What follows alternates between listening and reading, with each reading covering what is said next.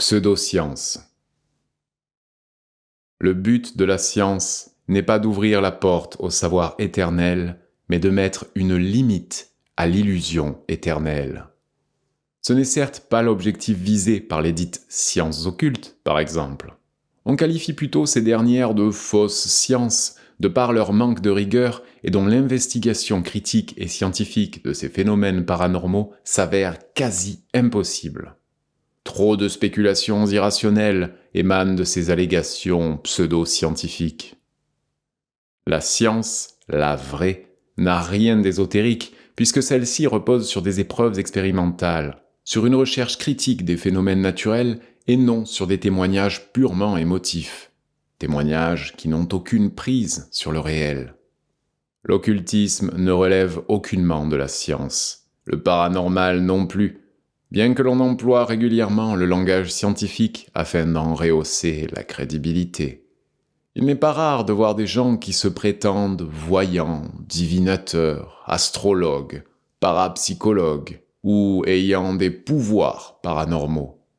Ce phénomène, tout comme celui des sectes religieuses, se répand dans tous les coins de la planète à une vitesse vertigineuse.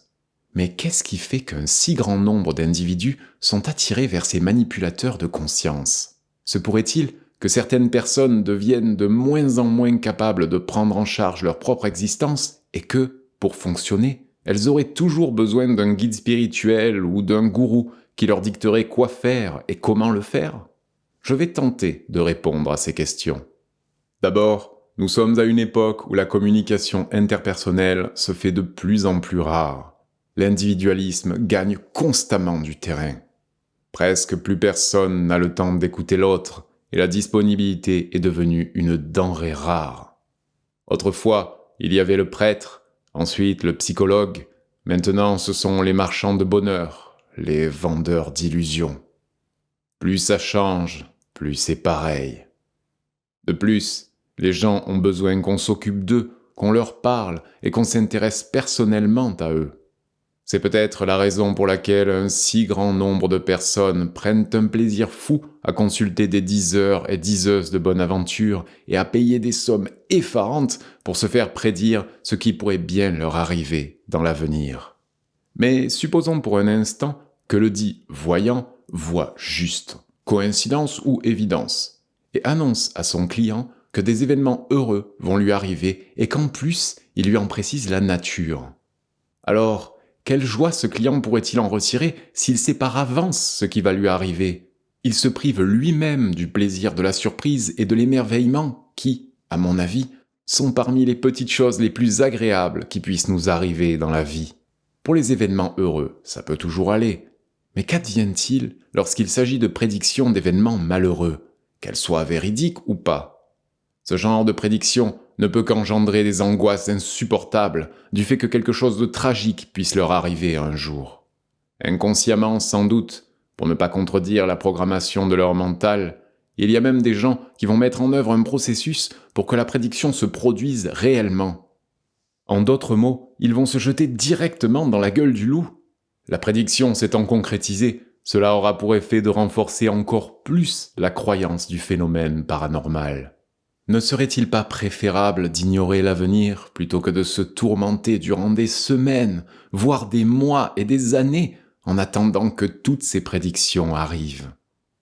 Voilà pourquoi il est difficile de concevoir que des gens, relativement intelligents pour la plupart, prennent un tel plaisir à consulter. Certains objecteront peut-être en disant que ce n'est pas pire que les prévisions de la météo, ou encore l'horoscope du jour dans les quotidiens. Mais attention, il ne faut surtout pas confondre le mot prévision avec prédiction. Car le premier indique que l'on prévoit quelque chose sans être certain que cela puisse vraiment arriver, alors que la prédiction prétend confirmer à l'avance la réalisation concrète d'événements dans le temps. Cette approche est sans contredit beaucoup plus dangereuse, surtout à l'endroit de personnes vulnérables et quelque peu naïves.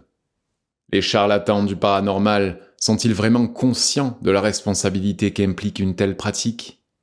Par ailleurs, ne pensez-vous pas que si les devins pouvaient vraiment connaître l'avenir, qu'il serait aussi en leur pouvoir de déceler les numéros gagnants de la 649 à chaque tirage et d'aller passer tous les hivers en Floride, plutôt que de travailler de 9 à 5 dans des petits bureaux exigus ou dans leur sous-sol.